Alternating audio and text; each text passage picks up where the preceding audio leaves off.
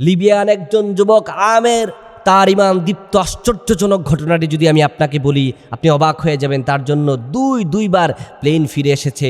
সে হজ যাত্রার জন্য যখন লিবিয়া থেকে রওনা দিবে এয়ারপোর্টে এসেছে।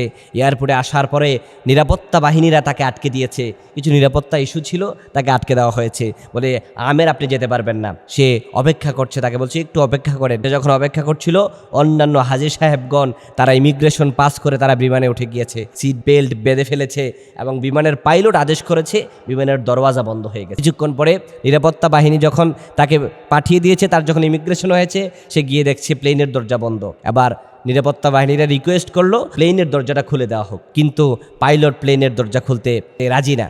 প্লেনের দরজা না খুলে সে ফ্লাই করে গিয়েছে। কিছুক্ষণ পর ফ্লাই করার পরে প্লেনের মধ্যে যান্ত্রিক সমস্যা হলো, যেই কারণে প্লেনটা আবার ফিরে আসতে হচ্ছে। তন্মধ্যে নিরাপত্তা বাহিনীরা সে আমেরকে বুঝাচ্ছে তোমার কপালে হয়তো হজ যাত্রা নাই, তুমি হয়তো যেতে পারবে না, এটা তোমার ভাগ্যে ছিল না, তুমি যেতে পারবে না। এরকম অনেক মানুষও তো আছে যাদের ভাগ্যে নেই, তারা যেতে পারে নাই। তুমি আফসোস করো না, কষ্ট পেও না। কিন্তু আমের তার দিলের মধ্যে আল্লাহর প্রতি অগাধ ভালোবাসা ছিল, রাসূল সাল্লাল্লাহু আলাইহি সাল্লামের প্রতি অগাধ বিশ্বাস ভালোবাসা তার ছিল।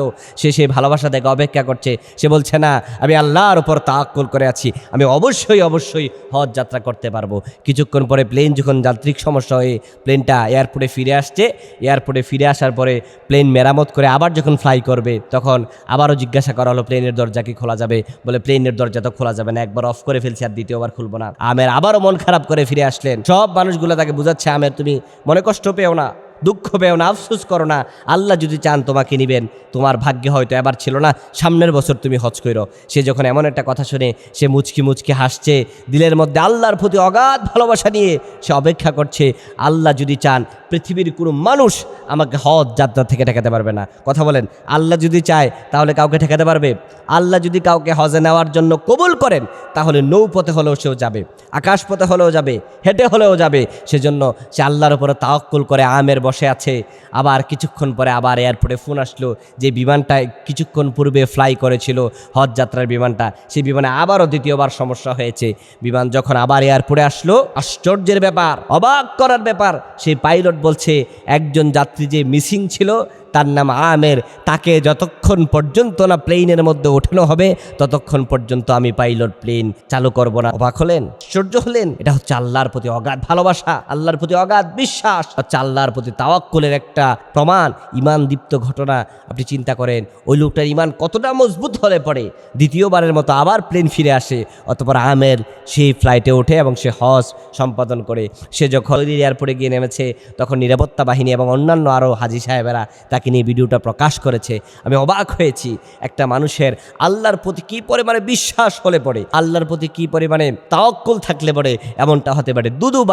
দুইবারের মতো করে প্লেনটা উড়ে গেছে, কিন্তু তাকে ছাড়া যেতে পারে নাই। আল্লাহ তাকে এমনভাবে কবুল করেছে, তাকে ছাড়া আল্লাহ অন্য হাজীদেরকে মক্কায় নেবে না। সুবহানাল্লাহ পড়ে। এই জন্য আমাদেরকে এই ঘটনা থেকে যে শিক্ষা, আমাদেরকে আল্লাহর প্রতি এই পরিমাণে তাওয়াক্কুল হতে হবে।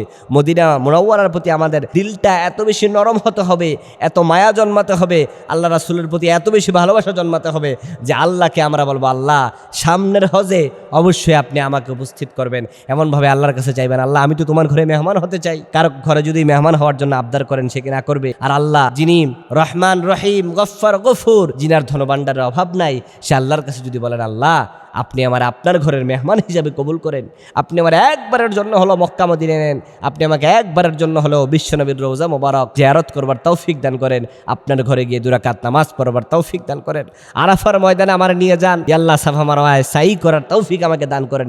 আল্লাহকে ফিরিয়ে দিবে। আল্লাহর কি ধনভাণ্ডারের কমতি আছে? আমার মতো একজন না, হাজার হাজার লক্ষ কোটি মানুষকে আল্লাহ যদি হজ করান, লক্ষ কোটি মানুষকে যদি আল্লাহ ধনভাণ্ডার দান করেন, আল্লাহর কি ধনভাণ্ডারের কমতি হবে? সেজন্য আল্লাহর কাছে আফসোস করবেন, আল্লাহর কাছে চাইবেন আল্লাহ আপনি আমাকে এবার না পারেন সামনের বছর হইলেও আপনি আমার হায়াতটা বৃদ্ধি করে আমার হজের মেহমান হিসেবে কবুল আর মঞ্জুর করেন।